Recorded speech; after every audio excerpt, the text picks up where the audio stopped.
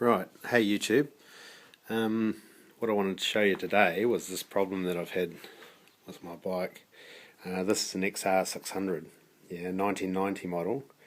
I've just rebuilt it, but I've been riding around on it, and me and my mate had quite a good ride the other weekend.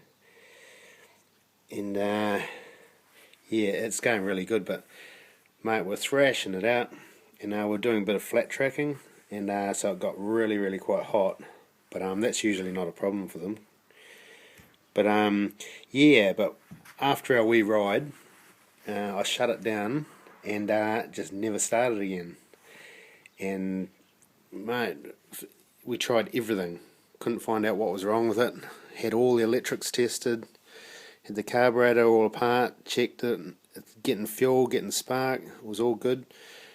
Took it into a shop. One of the mechanics looked at it, couldn't suss out what was wrong with it. Couldn't get it going. They didn't charge me anything, thank God. But so I decided, right, it must be something internal, something that I haven't looked at. So I stripped it right apart. As you can see, it's all fully in bits, and to find the problem. But I found the problem pretty quick, and I sort of thought at the beginning that I knew what the problem was, but just wasn't quite sure. But as you can see, I've got the cam and everything here, and I had a look in there, and it was all good. All the valves were opening and closing, but one of the things I noticed was when we were trying to start it, it was firing, and but just wouldn't run. And I noticed one of the exhaust pipes, because they are twin port, one of the pipes was hot and the other one was cold. And I thought, well, what's going on here? Something must be up. So these Hondas have got a real hard out, strange decompression system. Works on centrifugal force, and it's got a wee clutch in here, and that stops the kickback. But it also turns off your decompression system when it starts up. That fires around and shuts off the decompression so that the engine will keep running. And on closer inspection, it's pretty hard to see because it's right underneath there, but when you pull the cam out,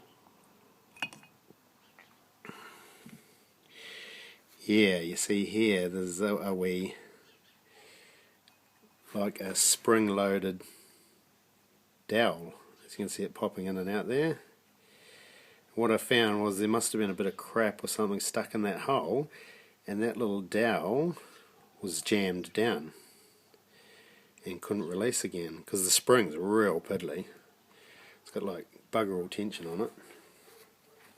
But what that spring does is, if you have a look at the cam, it's got this roller here, and this has got a one-way clutch on it, so it can't kick back the other way. But if you notice there's a little tag on it. See, and that goes around, and that little tag there catches the spring-loaded dowel. As you can see when you put that in, it's a bit of a dodgy wee. See when that spins around, that little tag there.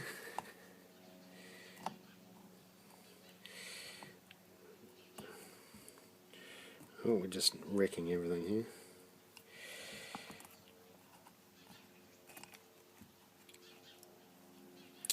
here. But when that spins, that little dowel catches that tag and prevents that clutch from spinning.